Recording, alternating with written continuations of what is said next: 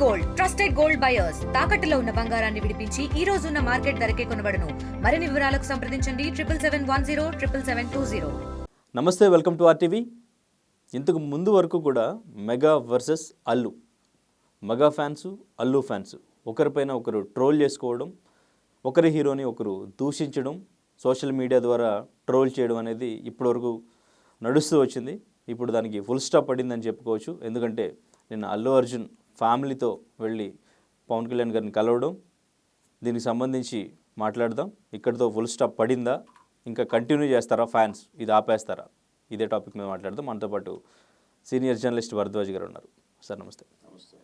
Sir, mega versus Allu అంటే ఇది అసలు ఎందుకు క్రియేట్ అయిందో, ఎలా క్రియేట్ అయిందో తెలియదు. దానికి సంబంధించి వాళ్ళ ఫ్యామిలీస్ కూడా మాట్లాడకపోవడం, ఫ్యాన్స్ ఇంకా అది కంటిన్యూ చేస్తూ మూవీస్ రిలీజ్ అయినప్పుడు కావాలని టార్గెట్ చేసి ఆ మూవీస్కి సంబంధించి సినిమాను కూడా ఫ్లాప్ చేయడానికి చూసే రేంజ్కి, అండ్ ఇంకా బూతులు తిట్టుకుంటూ కూడా సోషల్ మీడియాలో పోస్టులు పెట్టే రేంజ్కి వెళ్ళారు.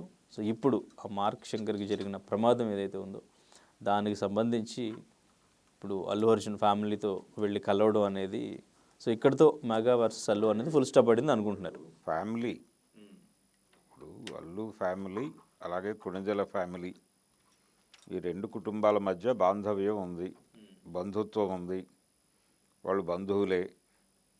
అలాగే అంటే నిజానికి చాలా క్లోజ్ అసోసియేషన్ ఉండేది. పవన్ కళ్యాణ్ ఇంట్రడ్యూస్ చేసింది అరవింద్ గారే. ఆయన మొదటి చిత్రానికి నిర్మాత ఆయనే కదా. అలాగే పవన్ కళ్యాణ్ డైరెక్ట్ చేస్తున్నటువంటి సినిమా జానికి కూడా అరవింద్ గారే ప్రొడ్యూసరు. ఇలా చూస్తే చిరంజీవి గారి కెరియర్ ప్లానింగ్లో అరవింద్ గారి పాత్ర ఉంది. అలాగే అరవింద్ గారు స్టార్ ప్రొడ్యూసర్గా ఎదగటం వెనకాల చిరంజీవి గారి పాత్ర కూడా ఉంది. వేటిని కాదనలేని పరిస్థితి. వాళ్ళ మధ్య బంధుత్వం ఉంది, బాంధవ్యాలు ఉన్నాయి, అన్నీ బాగానే ఉన్నాయి. అయితే ఒకళ్ళకొకళ్ళు ఎన్హాన్స్ చేసుకుంటూ వెళ్ళారు. కానీ ఇప్పుడు అల్లు అర్జున్ హీరో అయిన తర్వాత వీళ్ళందరూ ఒకే ఏరియాలో ఉన్నారు. చిరంజీవి నటనా రంగంలోనే ఉన్నాడు, అల్లు అర్జున్ నటనా రంగంలోనే ఉన్నాడు, రామ్ చరణ్ అక్కడే ఉన్నాడు, పవన్ కళ్యాణ్ గారు అక్కడే ఉన్నాడు, సాయి ధరమ్ తేజ్ అక్కడే ఉన్నాడు, సాయి దుర్గతేజ్ అనాలి ఇప్పుడు అతన్ని. వీళ్ళందరూ ఇప్పుడు నటనా రంగంలోనే ఉన్నారు. చిరంజీవి గారు నటనా రంగంలో ఉన్నారు, అరవింద్ గారు ప్రొడక్షన్లో ఉన్నారు. వేరు విభాగాల్లో ఉండటం వల్ల వాళ్ళిద్దరూ కలిసి ఎదిగారు. ఈయన ఎదుగుదలకు ఆయన ఎదుగుదలకు ఈయన దోహదపడ్డారు. వీళ్ళందరూ ఒకే ఏరియాలో ఉండటం వల్ల హీరోలుగా వీళ్ళ మధ్య స్పర్ధ ఉంటుంది. ఏది వృత్తిపరమైన స్పర్ధ అనివార్యంగా ఉంటుంది. ఎవరి అభిమానులు వారే. అభిమానుల మధ్య సయోధ్యను ఎక్స్పెక్ట్ చేయడం కూడా తప్పే. ఇది వృత్తిపరమైనటువంటి వ్యవహారం. వృత్తి వరకు మెగా అభిమానులు అనేటువంటి పదమే కరెక్ట్ కాదు అనే ఉద్దేశంతో అల్లు అర్జున్ కొంత డీవియేట్ అయ్యాడు. అది చాలా స్పష్టంగా కనిపిస్తుంది. అల్లు అభిమానులు కాదు, ఇప్పుడు ఆయన ఏమంటున్నాడు, ఏఏ ఆర్మీ అంటున్నాడు దాన్ని. ఆ ఏఏ ఆర్మీ అనేది ఒక ప్రత్యేకం. వాళ్ళు అల్లు అర్జున్ని మాత్రమే అభిమానిస్తారు. అలాగే మెగా కాంపౌండ్ నుంచి వచ్చేటువంటి ప్రతి సినిమాని మొయ్యాల్సినటువంటి అవసరం వాళ్ళకి లేదు. అదొక డివిజన్. అలాగే పవన్ కళ్యాణ్ అభిమానులు పవన్ కళ్యాణ్. ఇప్పుడు ఒక ప్రీ రిలీజ్ ఈవెంట్లో మొదట్లో తొలి దశలో ప్రతి ఒక్కరి ఫంక్షన్కి అందరూ హాజరయ్యేవాళ్ళు. కనీసం చిరంజీవి పవన్ కళ్యాణ్ హాజరయ్యేవారు. ఇది ధోరణి కొంతవరకు నడిచింది. కానీ బన్నీ సినిమా అంటే యాక్చువల్గా ఆర్య తర్వాత వచ్చిన బన్నీ, ఆ తర్వాత ఒక 2-3 సినిమాల తర్వాత ఈ ధోరణి ఆగింది. ఈ ధోరణి ఆగినప్పుడు అక్కడ ఆడిటోరియంలో జనాల నుంచి పవర్ స్టార్ అని కేకలు వినిపించినప్పుడు, ఎందుకు రాలేదో చెప్పమని డిమాండ్ వచ్చినప్పుడు, నేను చెప్పను బ్రో అన్నాడు ఆయన. ఎవరు? అల్లు అర్జున్. ఎప్పుడైతే ఆ మాట వచ్చిందో అప్పటి నుంచి ఏదో గ్యాప్ ఉంది వీళ్ళ మధ్య అనేది జనాల్లో ఒక ప్రచారం ఉంది. గ్యాప్ అంటే అది వృత్తిపరమైన స్పర్ధగా మాత్రమే చూడాలి తప్ప వాళ్ళ మధ్య ఏదో వైరం ఉందని కాదు. హీరోలుగా వాళ్ళ మధ్య పోటీ ఉంది. ఆ పోటీతో పాటు స్పర్ధ ఉంది. అది వృత్తిపరమైనది మాత్రమే, వ్యక్తిగతమైనది కాదు. కుటుంబ పరంగా వారికి ఏమైనా కష్టం వస్తే వీరు వెళ్తారు, వీరికి ఏదైనా కష్టం వస్తే వారు వస్తారు. అయితే ఇప్పుడు కంపారిజన్ ఏం తీసుకొస్తున్నారు కొత్తగా, ఇతను వాళ్ళ అబ్బాయికి ప్రమాదం వచ్చింది అన్నప్పుడు అర్జున్ వెళ్ళి పరామర్శించాడు ఆయన ఇంటికి వెళ్ళి. అల్లు అర్జున్ అరెస్ట్ అయినప్పుడు పవన్ కళ్యాణ్ గారు ఊళ్ళోకి వచ్చి కూడా ఎందుకని వెళ్ళలేదు అని ఒక ప్రశ్న. ఇప్పుడు ఏది మీరు ఇందాక అన్నారు వీళ్ళిద్దరూ కలిసిపోయారు ఇంకా మాటలు లేవా అని. ఆల్రెడీ మాటలు మొదలైనాయి మళ్ళీ బయట. ఈ యాంగిల్లో మొదలుపెట్టారు. ఎందుకు రాలేదు ఆయన ఆ రోజు, ఎందుకు పరామర్శించలేదంటే ఆ ఇన్సిడెంట్ తాలూకా సెన్సిటివిటీ చూడాలి కదా. ఆ సంధ్యా థియేటర్లో జరిగిన ఇన్సిడెంట్లో ఇప్పుడు ఇతను అరెస్టును ఖండించే పరిస్థితి కాదుగా. వచ్చి ఓదార్చాలి, ఓదార్చినప్పుడు ఏదో ఒకటి మాట్లాడాలి. మాట్లాడటానికి తగినటువంటి సమయం కాదు అది. టాపిక్ కూడా సరైన టాపిక్ కాదు, అందుకని మౌనంగా ఉండిపోయాడు. అయితే ఆయన అన్నగారులు ఇద్దరూ వెళ్ళారుగా వాళ్ళ ఇంటికి. అల్లు అర్జున్ అరెస్ట్ అవ్వగానే చిరంజీవి, నాగబాబు ఇద్దరూ అరవింద్ గారి ఇంటికి వెళ్ళి ఇంట్లో ఉన్నటువంటి వాళ్ళని ఓదార్చి మేము ఉన్నాం మీకు అని ధైర్యం చెప్పి వచ్చారు కదా. దాన్ని గుర్తించరే? దాన్ని గుర్తించాలి కదా. ఆ ఉద్దేశంతో పవన్ కళ్యాణ్ ఉన్నాడు. అతనికి సింపతి ఉంది టువర్డ్స్ అల్లు అర్జున్, ఆ సింపతి ఉంది. ఇన్ ది సేమ్ టైం ఆయన 2-3 సందర్భాల్లో మాట్లాడాడు ఇతని గురించి. కొంచెం సంయమనం పాటిస్తే బాగుండేది, అలాగే ఆ ఇన్సిడెంట్ జరిగినప్పుడు ప్రాపర్గా రియాక్ట్ అయితే బాగుండేది అనే అభిప్రాయం కూడా వ్యక్తం చేశాడు ఆయన. అంటే గైడ్ చేసే ప్రయత్నం చేశాడు యాజ్ ఎ సీనియర్, అంతవరకే. అంతకు మించి వేరే విభేదాలేం లేవు వారి మధ్య. అయితే తన హీరోని అలా అంటాడా అని చెప్పి ఒక అల్లు అర్జున్ అభిమాని రియాక్ట్ అవ్వచ్చు, ఆ రైట్ వాళ్ళకు ఉంది. వాళ్ళు రియాక్ట్ అవ్వగానే మా హీరో మీద ఇలా అంటావా అని ఈ అభిమానులు కూడా రియాక్ట్ అవుతారు. ఫ్యాన్ వార్ జరుగుతుంది. ఫ్యాన్ వార్ జరుగుతుంది అనేది మీడియా యాక్సెప్ట్ చేయాలి. వాళ్ళ మధ్య ఒకళ్ళ మీద ఒకళ్ళు అంటే అసలు మాట్లాడుకోలేనంత పరిస్థితి అయితే లేదు డెఫినెట్గా. అంటే చాలా సభల్లో ఆయన మైక్ తీసుకుని నాకంటే పెద్ద హీరోలు అల్లు అర్జున్ వీళ్ళందరూ అని చెప్తున్నాడు. ఆయన పొలిటికల్ స్పీచ్ల్లో నేను పాన్ ఇండియా మార్కెట్కి వెళ్ళలేకపోయాను, కానీ ఇప్పుడు పాన్ ఇండియా మార్కెట్కి వెళ్ళినటువంటి అల్లు అర్జున్ గారు, రామ్ చరణ్ గారు అంటున్నాడు ఆయన, ఎన్టీఆర్ గారు వాళ్ళ రెమ్యూనరేషన్లతో పోలిస్తే నాదెంత, ఇవన్నీ మాట్లాడాడు కదా ఎన్నికల ఉపన్యాసాల్లో విన్నాంగా పవన్ కళ్యాణ్. అది ఉంది, ఆ కన్సిడరేషన్ ఉంది అతనికి. అలాగే చాలా సందర్భాల్లో ఇప్పుడు అరవింద్ గారు 2 సార్లు కలిశాడు ఆయన్ని. ఏది ఆయన మంత్రి అయిన తర్వాత ప్రొడ్యూసర్లను తీసుకుని వెళ్ళాడు. ఆ రోజు ఆయనతో మాట్లాడింది ఆయనే, బయటకు వచ్చి లోపల ఏం జరిగిందో మీడియాకి చెప్పింది కూడా ఆయనే. సో వాళ్ళ మధ్య రిలేషన్స్ బాగానే ఉన్నాయి. రెండోది గొడవ ముదరటానికి అంటే వాళ్ళ మధ్య గ్యాప్ ఉందని చెప్పడానికి ప్రపంచం చూపించే ఉదాహరణల్లో ఒకటి ఏంటంటే చిరంజీవి గారి 150వ సినిమా గీతా ఆర్ట్స్లో ఉంటుందని అన్నారు, కానీ అది కొణిదెల కంపెనీ నుంచి బయటకు వచ్చింది. అందరివాడు తర్వాత గీతా ఆర్ట్స్లో చిరంజీవి గారి సినిమా చేయలే. ఇదొక గ్యాప్ ఉంది వాళ్ళ మధ్య అని చెప్పడానికి ఇదొక రీజన్. ఇలా 100 సాకులు చెప్పచ్చు. కానీ ఈ స్పర్ధలు నడుస్తున్న టైంలోనే చిరంజీవి, అరవింద్ కలిసి రాజమండ్రిలో ఉన్నటువంటి అల్లు రామలింగయ్య గారి కాలేజీలో విగ్రహావిష్కరణకి వెళ్ళి ఇద్దరూ కలిసి వేదిక మీద మాట్లాడారు. అది కూడా చూడాలి కదా. కుటుంబాలుగా వారి మధ్య సాన్నిహిత్యం ఉంది. అలాగే అల్లు అర్జున్ బర్త్డేకి, లాస్ట్ బర్త్డే మొన్న బర్త్డేకి తప్ప అంతకుముందు బర్త్డేకి ప్రతిసారి చిరంజీవి సతీ సమేతంగా వారి ఇంటికి వెళ్ళి ఆశీర్వదించి రావటం అనేది చూస్తూనే ఉన్నాం మనం. గ్యాప్ లేదు, మొన్న వెళ్ళలేదు అంతే. మొన్న కూడా ఆయన వేరే ఏదో పనిలో ఉండి వెళ్ళలేదు. మిగిలిన వాళ్ళు వెళ్ళకపోవచ్చు, అంటే నాగబాబు, పవన్ కళ్యాణ్ వెళ్ళకపోవచ్చు, కానీ చిరంజీవి వెళ్తూనే ఉన్నాడు. ఇలా వాళ్ళ మధ్య ఉండాల్సిన సమయంలో ఆ అనుబంధాలు ప్రదర్శిస్తున్నారు వాళ్ళు. కాకపోతే ఎవరి వ్యాపారాలు వారివి, ఎవరి ఉనికి వారిది, ఎవరి ప్రొడక్షన్ వారిది, అలాగే ఎవరి ప్రాజెక్టులు వారిది. పోటీ ఉంది వారి మధ్య. అంటే అల్లు అర్జున్ 1800 కోట్లు కొట్టాడు పుష్ప 2తో. దాన్ని క్రాస్ చేయాలనే కోరిక రామ్ చరణ్కే ఉంది, చిరంజీవికి కూడా ఉంది. అది సాధ్యం అవుతుందా లేదా అనేది వేరే గొడవ, కానీ పోటీ ఉంది. ఆ ఏరియాలో అల్లు అర్జున్ పట్ల వాళ్ళకి ఆ రకమైన అభిప్రాయమే ఉంది. దాన్ని ప్రపంచం కూడా అంగీకరిస్తే క్లారిటీ ఉంటుంది. వృత్తిపరమైన స్పర్ధ ఉంది, కుటుంబపరమైనటువంటి మైత్రి ఉంది. దాన్ని అంగీకరించాలి. వాళ్ళిద్దరూ ఒకే ఏరియాలో ఉన్నారు అనే దాన్ని గుర్తిస్తే క్లారిటీ వచ్చేస్తుంది. ఆ క్లారిటీ మిస్ అవ్వటం వలన ఇప్పటికీ నడుస్తున్నాయి. ఫ్యాన్ వార్ అనివార్యంగా ఉంటుంది. ఈయన వెళ్ళి పవన్ కళ్యాణ్ని కావలించుకుని ఏడ్చిన తర్వాత కూడా పోస్టులు వచ్చినాయి. ఆ రోజు ఎందుకు రాలేదు, ఈరోజు ఎందుకు, ఈ పద్ధతిలో మొదలుపెట్టేశారు. ఎవరు అంటే ఇక్కడేమీ లాజికల్గా ఆలోచించడం అనేది ఉండదు. వాళ్ళకి ఏది అనిపిస్తే దాన్ని ఎక్స్ప్రెస్ చేయడానికి వేదికలు ఉన్నాయి. ట్విట్టర్ ఉంది, లేకపోతే మరొక సామాజిక మాధ్యమం ఉంది. దానిలో వాళ్ళు ఓపెన్ అయిపోతూనే ఉన్నారు.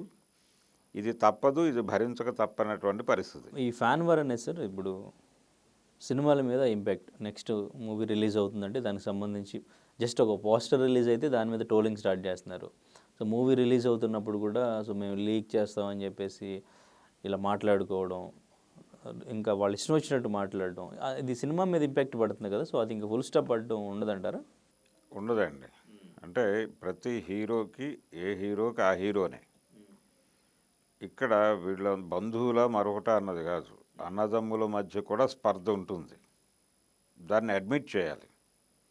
ఎవరి అభిమానులు వారి అభిమానులే, ఎవరి ఇమేజ్ వారిదే, ఎవరి యుద్ధం వారిదే, ఎవరి మార్కెట్ వారిదే. కాబట్టి ఈ వార్ జరుగుతుంది. ఇది ఉండదు అని అనుకోవడం తప్పు. ఈవెన్ అంటే హీరోస్ కూడా ఇదే కోరుకుంటారంటారా? ఫ్యాన్స్ ఎప్పుడు వాళ్ళ గురించి మాట్లాడుకుంటూ ఉండాలి, ఎదుటి వాళ్ళ మీద ఇలా పోస్టులు పెడుతూ ఉండాలి, యాక్టివ్గా ఉండాలి కదా. హీరోస్ కోరుకుంటారు అది. అందుకే అది ఫుల్ స్టాప్ పెట్టడానికి బయటకు వచ్చి మాట్లాడరు. ఇప్పుడు జనరల్గా ఆ రోజుల్లో కూడా రామారావు గారు, నాగేశ్వరరావు గారు వాళ్ళిద్దరూ అడపాదడపా కలుసుకునేవారు, కలిసి సినిమాలు కూడా చేశారు. దాదాపు 15 సినిమాలు కలిసి నటించారు వారు.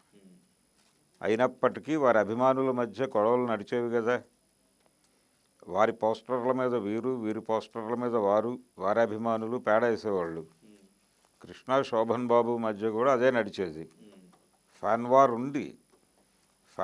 ఉండేది. వాళ్ళని వీళ్ళు, వీళ్ళని వాళ్ళు విమర్శించుకోవటం ఇప్పటికీ ఉంది. స్టిల్ ఈ రోజుకి కృష్ణ గారి అభిమానుల మీద, కృష్ణ గారు ఆయన మాట్లాడిన యూట్యూబ్ ఇంటర్వ్యూల్లోనూ ఆయన మాట్లాడిన అంశాల మీద ఇప్పటికీ గొడవ జరుగుతోంది. ఆయన తీసిన సినిమాలు ఆయన మీద, ఎన్టీ రామారావు గారి మీద. అది మాత్రం కాదు, కృష్ణ వర్సెస్ శోభన్ బాబు గారి అభిమానులు ఇప్పటికీ సామాజిక మాధ్యమాల్లో, అంటే కృష్ణ గారిది మోసగాళ్ళకు మోసగాడు మొదటి కౌబాయ్ అని క్లెయిమ్ చేసుకుంటారు. అది ఆయనే చెప్పుకున్నాడు చాలా ఇంటర్వ్యూల్లో. కానీ కాదు, దానికంటే 2 నెలల ముందు మా సినిమా రిలీజ్ అయింది అని వీళ్ళు క్లెయిమ్ చేసుకుంటారు. శోభన్ బాబు గారు ఎప్పుడు మాట్లాడలేదు ఆ విషయం, కానీ అభిమానులు వదిలిపెట్టరు, ఇప్పటికీ మాట్లాడతారు. అలాగే హేమహేమీలు సినిమాలో శోభన్ బాబుని బుక్ చేసి తీసేశారు. దాని గురించి అప్పుడేదో ఆయన ఈగో క్లాష్ వచ్చింది అన్నట్టుగా మాట్లాడాడు కృష్ణ గారు, కానీ కారణం అది కాదు. దాని గురించి ఇప్పటికీ చర్చ జరుగుతుంది సోషల్ మీడియాలో. అభిమానులు వదలరు. ఓకే, వాళ్ళు ఎలా ఉన్నా వీళ్ళు కంటిన్యూ చేస్తారు. వీళ్ళు కంటిన్యూ చేస్తారు. సో అది వాళ్ళకి కావాలి. మరి వాళ్ళ ఇమేజ్ నిలబెడుతోంది వీళ్ళే కదా. అందుకనే ఆర్మీ అన్నాడు ఆయన. ఓకే, నా సైన్యం అన్నాడు ఆయన. కాబట్టి సైనికులు యాక్టివ్గా లేకపోతే ఎలాగా?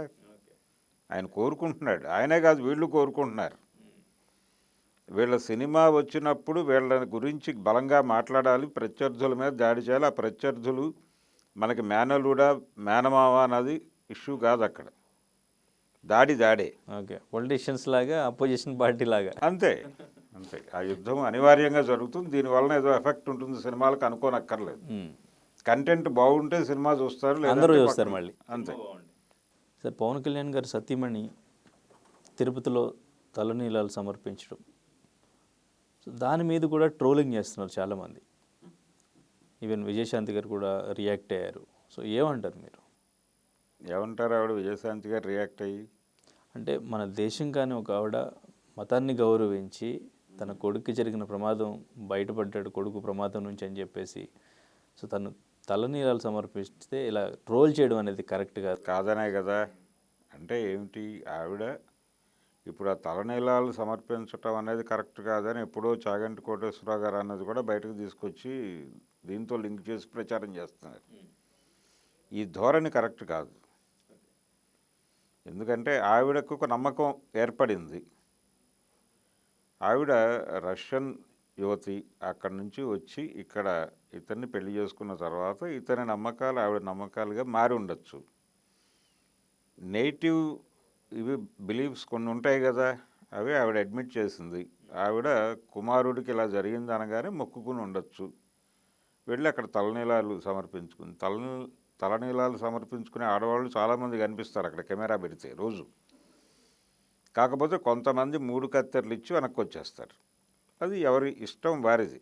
ఆవిడ నమ్మింది, వెళ్ళి ఇచ్చేసింది. అక్కడ భోజనం దానికి అయ్యే ఖర్చు కూడా ఇచ్చింది ఆ రోజు ఆవిడ. ఈ నిత్యాన్నదాన కార్యక్రమానికి ఆ రోజు అయ్యే ఖర్చును ఆవిడ ఇచ్చింది. అక్కడ వరకు ఆవిడ మొక్కుకుంది, ఆ మొక్కు తీర్చుకుని వచ్చేసింది. దీనిలో ఇంక ఇష్యూ ఏముంది? కాకపోతే ఎందుకు ఇష్యూ అవుతోందంటే ఆవిడ డిక్లరేషన్ ఇవ్వటం. ఇంతకుముందు పవన్ కళ్యాణ్ గారి కూతుళ్ళు కూడా డిక్లరేషన్ ఇచ్చారు దేవుణ్ణి చూడటానికి. ఈ డిక్లరేషన్ అనేది పదే పదే ఇవ్వాల్సిన అవసరం ఉందా అనేది చర్చ. ఎందుకు పదే పదే డిక్లరేషన్లు ఇస్తున్నారు వీళ్ళు? అంటే ఒకసారి నేను ఈ దేవుణ్ణి నమ్ముతున్నానంటే రెగ్యులర్గా రావచ్చు కదా తిరుపతి, తిరుమల. ఏదో గుడికి నేను ఆ దైవాన్ని నమ్మాను అని డిక్లరేషన్ అసలు ఎందుకు ఇవ్వాలి? ఆ దేవుణ్ణి నమ్మిన వాడు వెళ్ళిపోతాడు. వాడు ఎక్కడ ఎవరైనా సరే, ఏ దేశం వాడైనా సరే వెళ్ళి దండం పెట్టుకుంటాడు. దానికి రూల్స్ రెగ్యులేషన్స్ ఏమిటి, రిస్ట్రిక్షన్స్ ఏమిటి? అసలు తప్పు కదా. దాని మీద కదా మాట్లాడాల్సింది, చర్చ జరగాల్సింది అక్కడ. ఇప్పుడు దీనిలో ఒక పొలిటికల్ యాంగిల్ కూడా ఉంది. వైఎస్ఆర్సీపీ ఎలా రియాక్ట్ అవుతోంది దీని మీద అంటే, వీళ్ళు పదే పదే డిక్లరేషన్లు ఇవ్వటము, దీని మీద ఎక్కువ స్ట్రెస్ ఇవ్వటము. దీన్ని ఎవరిని టార్గెట్ చేస్తున్నారు? జగన్మోహన్ రెడ్డిని టార్గెట్ చేస్తున్నారు. ఆయన భారతి గారు వెళ్ళినప్పుడు ఎప్పుడూ డిక్లరేషన్లు ఇవ్వలేదు. ఈ కంపారిజన్ తీసుకురావడానికి వాంటెడ్గా ఈ హడావిడి చేస్తున్నారు అనేది ఒక ఆర్గ్యుమెంట్ అటునుంచే ఉంది. కాబట్టి దీనిలో ఒక పొలిటికల్ యాంగిల్ కూడా చూడాలి. ఇప్పుడు పవన్ కళ్యాణ్ కూడా కొంత ఎగ్జిబిషనిజం కనిపిస్తోందేమో అనిపించేలాంటి వ్యవహారాలు కొన్ని జరుగుతున్నాయి. ఆయన డిక్లరేషన్ ఇచ్చాడు, ఆవిడ డిక్లరేషన్ ఇచ్చారు, గతంలో వాళ్ళ అమ్మాయిలు ఇచ్చారు. ఇక పదే పదే అక్కర్లేదు. వాళ్ళు నేరుగా వెళ్ళిపోయి వారి పని వారు చేసుకుని వెళ్ళిపోవచ్చు. అది ఇష్యూ ఎందుకు చేస్తున్నారు అనేది, డిక్లరేషన్ ఇవ్వటం అనేది ఎందుకు ఇష్యూ చేశారు, ఎందుకు కెమెరాలు ఎలా చేశారు, అక్కడ ఎందుకు హడావిడి జరిగింది. ఓకే, సో అంటే అది కావాలని చేస్తున్నారు అంటారు? చేస్తున్నారు అనేటువంటి ఒక ఆరోపణ అవతల వాళ్ళు చేయడానికి వీళ్ళు అవకాశం కల్పిస్తున్నారు. అంటే వీళ్ళు డిక్లరేషన్ ఇవ్వడం తప్పంటారు, లేదంటే బిఫోర్ జగన్మోహన్ రెడ్డి గారు వాళ్ళ ఫ్యామిలీ ఇవ్వకపోవడం తప్ప? ఇప్పుడు వాళ్ళ ఆర్గ్యుమెంట్ ఏంటి? డిక్లరేషన్ ఒకసారి ఇచ్చేసిన తర్వాత ఆ దేవుడి పట్ల మాకు నమ్మకం ఉంది అని ఒకసారి ప్రకటించింది. పదే పదే ఎందుకు ప్రకటించాలి? ఇదేమీ స్టాండ్ మార్చేది కాదు కదా, పొలిటికల్ పార్టీ కాదు కదా దేవుడు. ఈ పార్టీ నుంచి టీడీపీకి మారాం, టీడీపీ నుంచి ఇంకో పార్టీకి మారాం అనటానికి దేవుడు కదా. మాకు ఒకసారి నమ్మకం ఏర్పడింది అని రాసాం, అక్కడ అయిపోయింది. పదే పదే ఎందుకు ఈ ఎగ్జిబిషనిజం ఎందుకు అని నేరుగా ఆయనే అన్నాడు కదా, జగన్మోహన్ రెడ్డి అన్నాడు ఆ మాట. కాబట్టి అదొక యాంగిల్ ఉంది దీనిలో. అయినప్పటికీ అసలు దీన్ని పొలిటికలైజ్ చేయటమో లేకపోతే బయట ట్రాల్ చేయటమో దీని గురించి మాట్లాడటమో కూడా అనవసరం. మతం అనేది అనివార్యంగా వ్యక్తిగతమైన గొడవే. దైవభక్తి అనేది కూడా వ్యక్తిగతమైనటువంటి వ్యవహారమే, పర్సనల్ గొడవ. దానికి ప్రజలకి సంబంధం లేదు. కాబట్టి దానిలో ఒక లింక్ ఏంటంటే, ఇప్పుడు పవన్ కళ్యాణ్ గారు ఆయన ఉప ముఖ్యమంత్రి అయిన తర్వాత ఆ మధ్య అక్కడ ఒక దీక్ష చేపట్టాడు. ఏది? ఈ లడ్డూలు కల్తీ అయినాయనే వ్యవహారంలో. ఈ లడ్డూలు కల్తీ అయ్యాయి అనేటువంటి అందులో వాడినటువంటి నెయ్యి కల్తీ అయింది అని అయిన తర్వాత ఆయన అక్కడికి వెళ్ళి ఒక దీక్ష చేశాడు. ఆ దీక్ష చేసిన సందర్భంగా అందరి తరఫున, ఏది తెలుగు ప్రజలందరి తరఫున తనే బాధ్యత తీసుకుని మరీ ఆ దీక్ష చేశాడు ఆయన. ఇంత హడావిడి చేయాల్సిన అవసరం ఉందా? అంటే ఎవరిని టార్గెట్ చేస్తున్నాడు అప్పుడు? ఎందుకు జగన్మోహన్ రెడ్డిని టార్గెట్ చేస్తున్నాడు అప్పుడు? అంటే ఆయన మాట్లాడకపోయినా ఎందుకు ఈయన టార్గెట్ అయ్యాడంటే, ఈయన క్రైస్తవ మత అనుయాయి కాబట్టి. వీళ్ళు ఉన్నారు ఇక్కడ ఇంతకుముందు వ్యవహారాలన్నీ వాళ్ళ చేతుల మీదుగా జరిగాయి. వాళ్ళ నెగ్లిజెన్స్ వల్లనే ఈ కల్తీ జరిగింది అని జగన్మోహన్ రెడ్డి మీద, భూమన కరుణాకర్ రెడ్డి మీద ఒక విమర్శ నడిచింది. అప్పుడు ఆ విమర్శకి ఒక రకంగా పవన్ కళ్యాణ్ గారు ఊతంగా నిలబడ్డాడు. దానికి ఇప్పుడు వీళ్ళు రియాక్ట్ అయ్యి మేం మోర్ హిందువులం అని చెప్పుకునే ప్రయత్నం చేస్తున్నారు వైసీపీ నుంచి. మేం కదా పరిరక్షించింది గుళ్ళని అని మాట్లాడుతున్నారు వాళ్ళు. అంటే నీకంటే పెద్ద హిందువుని నేనని ఆయన కాదు, మేమే పెద్ద హిందువులను వీళ్ళు. ఇదొక గొడవ జరుగుతోంది. ఈ గొడవ జరుగుతూ ఉండగా ఇప్పుడు అక్కడ గోశాలలో గోవుల మరణాలు వాటన్నిటి మీద భూమన కరుణాకర్ రెడ్డి నానాగోళ చేస్తున్నాడు రోజు. వాళ్ళు రిప్లై ఇస్తున్నారు. ఈ యుద్ధం జరుగుతున్న టైంలో ఈవిడ వెళ్ళి తలనీలాలు సమర్పించారు. దాంతో దీనికి ఒక అటెన్షన్ వచ్చింది. వచ్చి రకరకాల పద్ధతుల్లో ట్రోల్ అయిపోతుంది ఆవిడ పర్సనల్ లెవెల్లో తన కొడుకు గురించి మొక్కుకుంది, అక్కడికి వెళ్ళి తలనీలాలు సమర్పించి వెళ్ళిపోయింది. కానీ ఈ చరిత్ర అంతా ఉంది, దాని వెనకాల నేపథ్యం ఉండటం వలన ట్రోల్ జరుగుతోంది. దాన్ని భరించక తప్పదు. అంటే ఈ ప్రమాదం జరిగిన టైంలోనే వీళ్ళు మొక్కుకుని ఉండొచ్చు. సో వెంటనే వాళ్ళ మొక్కు తీర్చుకున్నారు. అంతే, తీర్చుకున్నారు. ఆవిడ కన్సర్న్ అంతవరకే. మిగిలిన గొడవతో ఆవిడకు సంబంధం లేదు. కానీ ఆవిడ భర్త రాజకీయ నాయకుడు, సినిమా నటుడు మాత్రమే కాదు కదా అతను, ఉప ముఖ్యమంత్రి కూడా. ఎందుకు పదే పదే డిక్లరేషన్లు ఇస్తున్నారు అంటే మీరు మోరు హిందువు, మీరు కన్సర్న్తో ఉన్నారు హిందూ మతం పట్ల, మేము లేము అని చెప్పడం కోసమే కదా ఈ గోలంతా అని వాళ్ళు రియాక్ట్ అవడంలో తప్పేం లేదు కదా. ఇప్పుడు ఎవరికి వారు మేము మోర్ హిందూ అని చెప్పుకునే ప్రయత్నం చేస్తున్నారు అందరూ. ఆ ప్రయత్నంలో భాగంగానే అక్కడ గోశాలలో గోవులు మరణిస్తున్నాయని చెప్పి ఎవరూ పట్టించుకోవట్లేదని చెప్పి కరుణాకర్ రెడ్డి గత వారం రోజుల నుంచి గొడవ చేస్తున్నాడు. మేమేం చేయట్లేదు, మీరే సరిగ్గా ఆ రోజుల్లో వాటికి దాణా వేయలేదని చెప్పి వీళ్ళు దాడి చేస్తున్నారు. ఈ యుద్ధం నడుస్తున్న టైంలో ఈవిడ అక్కడికి ఎంట్రీ ఇవ్వటం అనేది డిస్కసివ్ పాయింట్గా మారింది. కాబట్టి దీని వెనకాల ఆవిడ ట్రోల్ వెనకాల రాజకీయం కూడా ఉంది, రాజకీయ ప్రయోజనాలు ఉన్నాయి. అందుకని ఆవిడ ఎక్కువ ట్రోల్కి గురైంది అంతే. ఓకే, సో వీటికి ఫుల్ స్టాప్ పడదంటారు. ఎందుకంటే ఈ మధ్యన మహిళలపైన ఎక్కువగా సోషల్ మీడియాలో ఎవరికి నచ్చినట్టు వాళ్ళు ఫేక్ అకౌంట్స్తో ఇలా పోస్టులు పెట్టడం, ట్రోల్ చేయడం, సో ఇదంతా జరుగుతుంది. దానికి సంబంధించి రీసెంట్గా సో అరెస్ట్ కూడా చూసాం భారతి గారికి సంబంధించిన ఇష్యూలో. సో దీనికి ఫుల్ స్టాప్ పడడానికి మాత్రం ఎటువంటి చర్యలు తీసుకోవాలంటారు? అంటే భారతి గారి ఇష్యూ వేరండి. అతను కిరణ్ అని తెలుగుదేశం పార్టీ కార్యకర్త, అంటే అధికారికంగానే కార్యకర్త. అతను కొంచెం నోరు పారేసుకున్నాడు. నోరు పారేసుకోవటం అంటే భారతి గారికి ఒక రిలేషన్ అంటగడుతూ ఆయన మాట్లాడేశాడు. అయితే ఇది మొదటిసారి కాదు, ఇంతకు ముందు కూడా మాట్లాడారు ఇదే అంశం. పర్టికులర్గా తెలుగుదేశం పార్టీ గెలుపు కోసం విపరీతంగా కష్టపడినటువంటి సామాజిక మాధ్యమాలు కొన్ని ఉన్నాయి, అంటే యూట్యూబ్ ఛానల్స్ ఇలాంటివి. వాళ్ళు కొన్ని ఫిక్షన్ వీడియోలు చేశారు. ఆ ఫిక్షన్ వీడియోల్లో ఈ కంటెంట్ దొర్లింది ఆల్రెడీ. మరి వాళ్ళు ఆ టైంలో ఎందుకు మనోభావాలు గాయపడలేదు వాళ్ళవి? ఆ వీడియోలు వీళ్ళు చూసుంటారుగా. అలాగే వివేకం అనే పేరుతో ఒక సినిమా యూట్యూబ్లో దర్శనం ఇచ్చింది. దానికి ఎవరు డైరెక్టరు, ఎవరు ప్రొడ్యూసరు, టైటిల్స్ ఏమి ఉండవు. కానీ ఆ సినిమాలో కూడా ఈ టాపిక్ ఉంది. మరి ఆ టైంలో ఎందుకు మనోభావాలు గాయపడలేదు? ఆ సినిమాకి వ్యతిరేకంగా ఎందుకు గొడవ చేయలేదు? ఇప్పుడు కూడా వాళ్ళకు ఒక అవకాశం ఉంది వైసీపీకి. ఈ కిరణ్ మాట్లాడిన దాని మీద, కిరణ్ మీద గవర్నమెంట్ అరెస్ట్ టేక్ ఓవర్ చేసింది అతని ఇష్యూని. అంటే Telugu Desam party it self react అయ్యి అతన్ని అదుపులోకి తీసుకునేటువంటి ప్రయత్నం చేసింది. బాగానే ఉంది. కానీ మీ మనోభావాలు గాయపడి మీరు 100 ఏరియాల్లో కేసులు పెట్టాలి కదా, పోసాని మీద పెట్టినట్టు ఎందుకు పెట్టలేదు? అంటే ఇక్కడ అధికారంలో ఉన్నది తెలుగుదేశం ప్రభుత్వం మాత్రమే కాదు, ఇది ఎన్డీఏ ప్రభుత్వం కూడా అని తెలిసి అనవసరమైనటువంటి వివాదంలోకి, ఘర్షణలోకి వెళ్ళొద్దు అని ఆగాడు ఆయన జగన్మోహన్ రెడ్డి. అంతే, అంతకు మించి మరేం కాదు. కాబట్టి ఇవి తప్పదు. ఈ ట్రోల్ కల్చర్, ట్రోల్ సైన్యాలు ఉన్నాయి అన్ని పార్టీలకి. ఏది తమకి అనుకూలంగా ఉంటుంది అనుకుంటే అది పిక్ చేసుకుని దాడి చేయటమే వాళ్ళ ప్రోగ్రాం. అందుకోసం జీతాలు ఇస్తున్నారు వాళ్ళకి. పెయిడ్ ఆర్మీస్ ఉన్నాయి అక్కడ. ఈ పెయిడ్ ఆర్మీల యుద్ధంగా చూడాలి దాన్ని. Sir after long back Bommarillu Bhaskar Jack మూవీతో వచ్చారు. సో మన సిద్ధు జొన్నలగడ్డ టిల్లు తర్వాత ఒక స్టార్ బాయ్గా మంచి క్రేజ్ ఉంది. సో ఆ క్రేజ్ని సో మరి క్యాష్ చేయడానిక సో మరి ఈ సబ్జెక్ట్ని ఎలా డిజైన్ చేశారు అనేది అర్థం కాలేదు చూసిన తర్వాత ఆడియన్స్కి.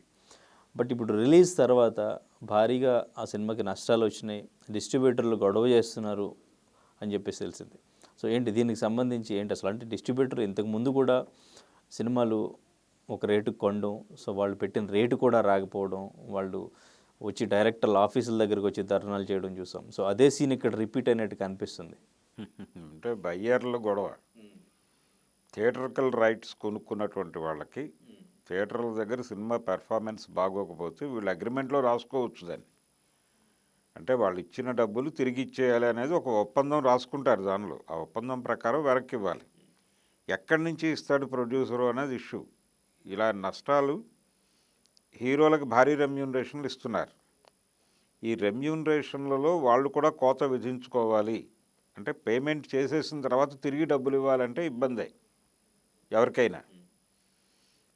ఇప్పుడు రెమ్యూనరేషన్ అనేది ఎలా ఫిక్స్ చేస్తున్నారు హీరోలకి అంటే సినిమా ప్రొడక్షన్లో మేజర్ వాటా రెమ్యూనరేషన్లకే వెళ్ళిపోతుంది. కాబట్టి బయ్యర్లు ఇచ్చిన డబ్బుల్లో మేజర్ షేర్ ఇక్కడికి వెళ్ళిపోయినట్టుగా భావించాల్సి ఉంటుంది. అందుకని వాళ్ళు కూడా సినిమా ఫెయిల్యూర్లో బాధ్యత తీసుకుని ఆ డబ్బులు వెనక్కిస్తే నేను కూడా వెనక్కిస్తాను అంటున్నాడు ప్రొడ్యూసరు. కానీ ఇవ్వడానికి వాళ్ళు సిద్ధంగా ఉన్నారా లేదా అన్నది డౌట్. అందుకని నేనేమంటానంటే ఈ ప్రొడక్షన్లోనే వాళ్ళని భాగస్వాముల్ని చేయండి. సినిమా హిట్ అయితే ఇంత ఇస్తా, దాని మీద వచ్చిన షేర్ ఇస్తానని చెప్పండి. లేదు ఏదో ఒక ప్లాట్ఫామ్ మీద అమ్మగా వచ్చినటువంటి డబ్బులు మీకు ఇస్తాను, దానికి సంబంధించిన మొత్తం బాధ్యత మీరే తీసుకోవాలనే చెప్పండి. అంతే తప్ప గతంలో చిన్న రెమ్యూనరేషన్స్ ఉండేవి. అప్పుడు నేరుగా డబ్బులు 2 పద్ధతుల్లో ఇచ్చేవాళ్ళు. 2 వాయిదాల్లోనూ 3 వాయిదాల్లోనూ సినిమా కంప్లీట్ అయ్యేలోపు డబ్బులు ఇచ్చేసేవాళ్ళు. అది ఒక మెథడ్. ఇప్పుడు కూడా అదే జరిగి ఉంటుంది. కానీ చిన్న డబ్బులు చిన్న వ్యవహారం కాదు ఇప్పుడు. ఇప్పుడు సిద్ధు జొన్నలగడ్డకి వరుసగా 2 సినిమాలు హిట్ అయినాయి. అతనికి ఒక ఇమేజ్ ఉంది, ఆడియన్స్ ఉన్నారు, అతనికి అభిమానులు ఉన్నారు, ఆయన సినిమా కోసం వెయిట్ చేసేటువంటి బ్యాచ్ ఉంది. అంటే మినిమం గ్యారంటీ అంటే అతని ముఖం పోస్టర్లో వేస్తే ఆ రోజు థియేటర్కి వెళ్ళే జనాలు ఉన్నారు. అది ఇమేజ్. ఆ ఇమేజ్ మీద గేమ్ ఆడుతున్నారు వాళ్ళు. మాది నోన్ ఫేస్ కాబట్టే నా సినిమా రిలీజ్ అవుతోంది. సినిమా రిలీజ్ చేసుకోగలిగినంత ఇమేజ్ ఉంది నాకు. ఇదే క్రైటీరియా. ఈ క్రైటీరియా మీద వాళ్ళు 12 కోట్లు డిమాండ్ చేశారన్నది వినిపిస్తున్న మాట. రెమ్యూనరేషన్ అంత పేమెంట్ జరిగింది. కానీ సినిమాకి భారీ నష్టం వచ్చింది. నష్టం వచ్చినప్పుడు వాళ్ళు కూడా షేర్ తీసుకోవాలి కదా అని బాధపడటం కన్నా ఇది మొదటే చెప్పచ్చు కదా. కండిషన్, మీతో సినిమా చేస్తున్నాను, ఆ వచ్చిన దానిలో మీకు ఇంత షేర్ ఇస్తాను, వస్తే రాకపోయినా ఇవ్వాలని కాదు, ఎంత వస్తే అంతలో మీకు ఈ వాటా. అంటే పాత రోజుల్లో ఎలా ఉండేదంటే ట్యాక్స్ సిస్టమ్ ఎలా ఉండేదంటే బ్రిటిష్ వాళ్ళు ఈ రెవెన్యూ సిస్టమ్స్ ముస్లిం పాలకుల దగ్గర నుంచి మనకు రెవెన్యూ సిస్టమ్ మొదలైంది. కానీ నిజానికి అంతకుముందు ప్రపంచం ఎలా ఉండేదంటే ఎవరికి భూమి మీద హక్కు ఉండేది కాదు. భూమి రాజుగారిది. ఎవరికైనా పెళ్ళైతే ఊళ్ళో పెద్ద మనిషి బలానా చోట ఉన్న ముక్క నువ్వు దున్నుకుని నీ పెళ్ళాన్ని పోషించుకో అని చెప్పి పండిన పంటలో ఇన్నో వంతు పన్నుగా కట్టు అని చెప్పాడు. పండిన పంటలో, పంట పండినా పండకపోయినా కాదు. ఆ తర్వాత రెవెన్యూ సిస్టమ్ వచ్చిన తర్వాత పంట పండినా పండకపోయినా నువ్వు ట్యాక్స్ కట్టాలని ఒక స్లాబ్ సిస్టమ్ పెట్టారు. ఇప్పుడు హీరోలు కూడా అలాగే స్లాబ్ సిస్టమ్ పెట్టారు. ఇక్కడ మీరు ముందు మాకు డబ్బులు ఇచ్చేసేయండి. ఇప్పుడు నా ఇమేజ్ అంటే నా ముందు సినిమా 80 కోట్లు చేసింది, లేకపోతే 50 కోట్లు చేసింది, నాకు 12 కోట్లు అనేది జెన్యూన్ అన్నాడు అనుకోండి. ఆయన ఆ 12 ఇచ్చి అతను తీసేసుకుంటారు. తీసుకున్న తర్వాత ఆ సినిమా ఫెయిల్ అయితే అందులో మేజర్ డబ్బులు అతనికే వెళ్ళాయనే పెయిన్ ప్రొడ్యూసర్కి ఉంటుంది. సినిమా మీరు సరిగా తీయకపోవడం వల్ల ఫ్లాప్ అయింది, ఆ వచ్చిన 4 డబ్బులు నా వల్లనే వచ్చినాయి అంటాడు హీరో. అన్నప్పుడు ఎందుకు రిటర్న్ ఇస్తాడు అతను? అందుకని ముందే మీరు సినిమా రిలీజ్ అయిన తర్వాత వచ్చే డబ్బుల్లో ఇంత ఇస్తాను, నష్టం వస్తే మీరు కూడా భరించాల్సి ఉంటుంది అన్న పద్ధతిలో ఎందుకు అగ్రిమెంట్లు చేసుకోరు? అందరు హీరోలతోనూ, ప్రతి హీరోతోనూ ఇదే ప్రాబ్లం వస్తోంది. హీరోల రెమ్యూనరేషన్లు తట్టుకునే స్థాయిలో లేవు. అందుకని ఏ హీరోని టచ్ చేయడానికైనా భయపడుతున్నారు ప్రొడ్యూసర్లు. హీరోలు ఫ్లెక్సిబుల్గా లేకపోవడం వలన చాలామంది హీరోలు తెరమరుగైపోతున్నారు. ఇప్పుడు గోపీచంద్ పరిస్థితి ఏంటి? ఆయనతో సినిమా చేయడానికి ఎవరన్నా రెడీగా ఉన్నారా? ఎవరూ లేకపోయినా కానీ ఎవరైనా వెళ్ళి తలుపు కొడితే ఒక 5 కోట్లు ఇవ్వండి అంటాడు ఆయన, లేకపోతే 6 కోట్లు ఇస్తే సినిమా చేస్తాను అంటాడు. 6 కోట్లు ఇచ్చే పరిస్థితి ఉందా అతనికి అనేది కూడా చూడాలి కదా. సర్వానందది అదే కండిషన్ కదా. అలా మాకు ఇమేజ్ వచ్చేసింది కాబట్టి ఈ డబ్బులు కావాలి, నా ముందు సినిమా ఇంత చేసింది కాబట్టి ఇంత ఇవ్వడం ధర్మం అని తీసేసుకుంటున్నారు వీళ్ళు. ఆ ముందు సినిమా ఆడినట్టు ఈ సినిమా ఆడాలని గ్యారంటీ ఏం లేదుగా. అందుకని హీరోల రెమ్యూనరేషన్ల డిస్కషన్ ఆ మధ్య నిర్మాతల సమ్మె సందర్భంగా తెర మీదకి వచ్చింది. హీరోలు కొంత తగ్గించుకుంటే మంచిది అని మాట్లాడారు వేదిక మీదే, కానీ జరగలేదు అది. ఇప్పటికీ వాళ్ళ రెమ్యూనరేషన్లు చాలా పెనుభారంగా మారిపోతున్నాయి. అందుకని సినిమాలో భాగస్వామ్యం తీసుకుని సినిమా రిలీజ్ అయిన తర్వాత వచ్చినటువంటి డబ్బుల్లో షేరింగ్లోకి హీరోని పట్టుకురాగలిగితే కొంతవరకు ఇలాంటి గొడవలు లేకుండా ఉంటుంది. అప్పుడు ఈ బయర్స్కి ఒకవేళ డబ్బులు ఇవ్వాల్సి వస్తే నేరుగా ప్రొడ్యూసర్ ఇవ్వాల్సి వస్తాడు. ఆయన వీళ్ళందరికీ సెటిల్మెంట్లు చేసి ఉండడు కాబట్టి వాళ్ళకి సెటిల్ చేస్తాడు. ఇదిగో అబ్బాయి, వచ్చిన డబ్బుల్లో కొంత వీళ్ళకి కట్టేశాను కాబట్టి మనకి ఇంతే 50 రూపాయలే మిగిలింది, 50లో పంచుకోవాలి మనం అని పనిచేస్తాడు. క్లోజ్ అయిపోతుంది ఇష్యూ. ఇలా రోడ్డు మీద పడి కొట్టుకోవాల్సిన పరిస్థితి ఉండదు అప్పుడు. ఎందుకంటే ఏ సినిమా కూడా థియేటర్లో ఆడటం లేదు అనే వాస్తవాన్ని గుర్తించాలి మనం. మీరు ఏ హీరో సినిమా వేసినా కంటెంట్ బాగోకపోతే మర్నాడు ఉదయానికి సినిమాని మర్చిపోతున్నారు జనాలు. మీరు థియేటర్ బయట పోస్టర్ ఉంటుంది కానీ థియేటర్లో జనం ఉండరు, షో క్యాన్సిల్ అయిపోతుంది ఆటోమేటిక్గా. అందుకని ఈ పరిస్థితిని దృష్టిలో పెట్టుకుని ఏ హీరోకి గ్యారంటీలు లేవు ఇక్కడ. ఆ హీరో ఇమేజ్ మీద ఈ సినిమాకి డబ్బులు వస్తాయి అనటానికి అలా లేదు సినిమా ఇప్పుడు. ఒకప్పుడు అలా ఉంది. ఇప్పుడు ఎన్టీ రామారావు గారితోనూ కృష్ణతోనూ సినిమా తీస్తే మినిమం గ్యారంటీ అనుకునేవాళ్ళు. సినిమా బాగుంటే రన్ వస్తుంది, రాకపోయినా నష్టం రాదు, ఓపెనింగ్స్ వచ్చేస్తాయి అనుకునేవాళ్ళు. ఇప్పుడు ఆ పరిస్థితి లేదు. చిరంజీవి వరకు నడిచింది, ఈవెన్ పవన్ కళ్యాణ్ కూడా నడిచింది, కానీ ఇప్పుడు ఆ పరిస్థితి లేదు. ఒకే షో దాని ఫేట్ డిసైడ్ చేస్తోంది. రెండోది, దీనికి కారణం ఏంటంటే కంటెంట్ అవైలబుల్గా ఉంటుంది.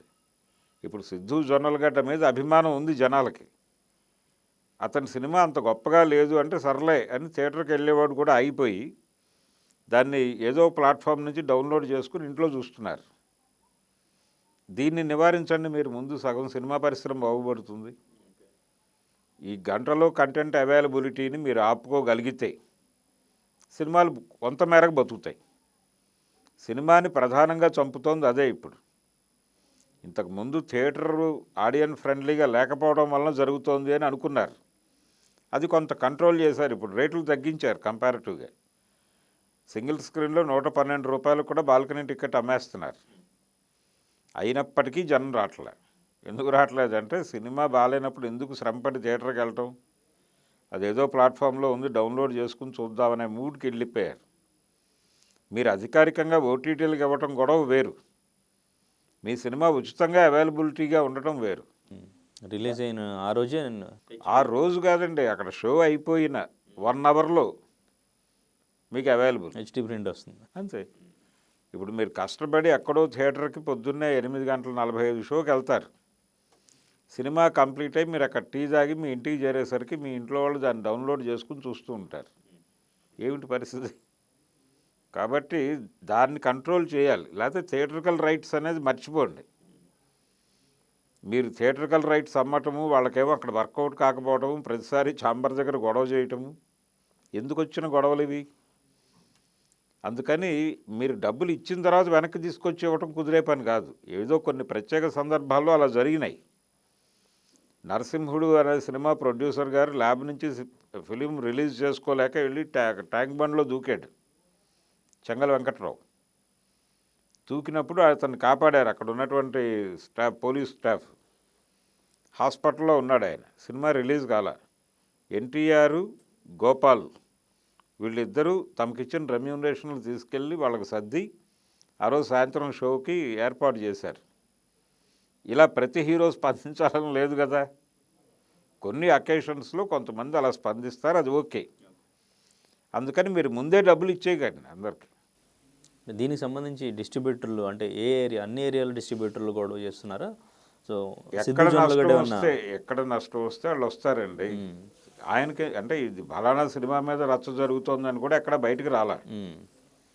కనిపిస్తున్న వార్త అక్కడ నడుస్తున్నటువంటి చర్చను బట్టి మనకు ఫలానా సినిమా అని అర్థమవుతోంది. ఓకే, అలా జాక్ అయి ఉండొచ్చు అని, అంతవరకే. అధికారిక సమాచారం కాదు ఇది. ఛాంబర్ నుంచి అధికారికంగా వచ్చిన సమాచారం కాదు. ఛాంబర్లో ఈ రగడ జరుగుతోంది అనే వార్త బయటకు వచ్చింది. దానిలో డీటెయిల్స్ లేవు. కానీ ఇప్పుడు జరుగుతున్నటువంటి సందర్భం, ఇప్పుడు రిలీజ్ అయిన సినిమాలతో లింక్ చేస్తే దాన్ని జాక్ తగులుతోంది. ఎందుకంటే ఆల్రెడీ ఒక హిట్ కొట్టిన హీరో అనేది బయటకు వచ్చిన వార్త. ఇప్పుడు నితిన్ సినిమా కూడా ఫెయిల్ అయింది, రాబిన్ హుడ్.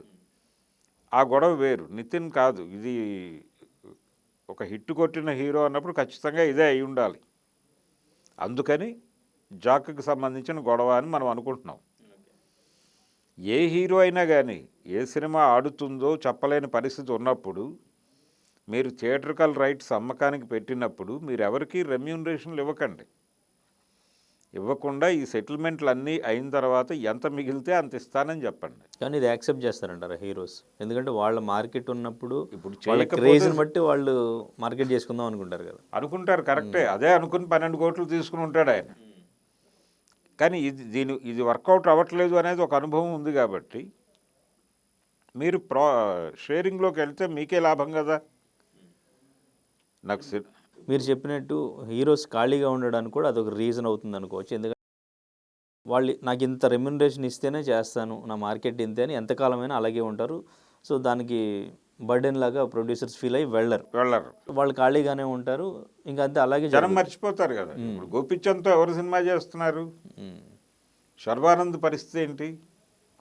వాళ్ళందరినీ జనం మర్చిపోతారుగా నెమ్మదిగా. కాబట్టి ఇది ఒక గొడవ. ఇది ఒక రూలింగ్ కింద ఛాంబర్ పెడితే ఏ హీరోకైనా సరే ఎవరికైనా సరే రెమ్యూనరేషన్లు అంతిమ లాభం వచ్చిన తర్వాత ఇవ్వబడును. అప్పుడు ప్రపోర్షనేట్గా వాళ్ళకి ఇంత షేర్ ఇస్తాము అని ముందే రాసుకున్నటువంటి అగ్రిమెంట్ ప్రకారం డబ్బులు ఇస్తాం అని ఒక ఒప్పందం. నేరుగా అది అధికారికంగానే అక్కడ ముద్రయించి బయటకు తీసుకొస్తే బాగుంటుంది కదా నిర్ణయం. పెద్ద నిర్మాతలు పాన్ ఇండియా వాళ్ళు కొంత అడ్వాన్స్ ఇచ్చి సినిమా నడుస్తుండగా 2-3 ఫేజుల్లో డబ్బులు చెల్లించడం అనేది ఒక పద్ధతి నడుస్తుంది. కానీ ఇక్కడికి వచ్చేసరికి ప్రతి సినిమాకి అలా లూజ్గా ఉండటం కుదిరే పని కాదు. అందుకని ఏదో ఒక మెథడ్ ఉండాలి దీనికి. ఓకే, డబ్బులు ఇచ్చేసిన తర్వాత వెనక్కి అంటే ఎలా ఇస్తాడు? ఇప్పుడు అతనైనా అయిపోయింది. సినిమా బాగా తీసుకోకపోవడం నీ తప్పు, దానికి నాకేం సంబంధం అంటాడు ఇప్పుడు ఆయన. ఏం సమాధానం చెప్తాడు ఆయన? నువ్వు అంటే హీరో ఇన్వాల్వ్మెంట్ ఎక్కువ ఉంది సినిమాకి, అందుకని సినిమా ఇలా ఉంది, అందుకని హీరో జవాబుదారీ అనగలడా? ప్రొడ్యూసర్ ఇతనితో మళ్ళీ సినిమా చేయాల్సిన పరిస్థితి రావచ్చు కదా. ఇన్ని గందరగోళాలు ఉన్నాయి అక్కడ. ఓకే, అందుకని ఇవేవీ లేకుండా హీరోలని ఎవరినైనా సరే ప్రాజెక్టులో భాగస్వామ్యం చేసి అంతిమ లాభం వచ్చినప్పుడు అందరికీ పంచేస్తాం, లాభాలు పంచుతాం, రెమ్యూనరేషన్లు కాదు. ఇది మనందరం కలిసి చేసుకున్నటువంటి ప్రాజెక్టు. దీనిలో వచ్చిన లాభాలను కూడా అలాగే పంచుకుందాం. దామాషా ప్రకారం ఎవరికి ఏ పర్సంటేజ్ రావాలో ముందే రాసుకుందాం. నష్టాలు వచ్చినా అలాగే పంచుకుందాం. అంటే క్లియర్గా ఉంటుంది కదా, గొడవ లేకుండా. బయట వాళ్ళతో గొడవ ఉండదు, అప్పుడు ఇంటర్నల్ గొడవ అవుతుంది మీది. బయట నుంచి గొడవ కంటే ఇంటర్నల్ గొడవ బెటర్ కదా. అందుకని నిర్మాతలు కొంచెం దీన్ని సీరియస్గా పట్టించుకోవాల్సిన అవసరం అయితే ఉంది. Okay, right sir. Thank you sir. Thank you. మరిన్ని వీడియోస్ కోసం ఛానల్ ని సబ్స్క్రైబ్ చేయండి. లేటెస్ట్ అప్డేట్స్ కోసం వాట్సాప్ ఛానల్ ని ఫాలో అవ్వండి. ఆ లింక్ డిస్క్రిప్షన్ లో ఉంది.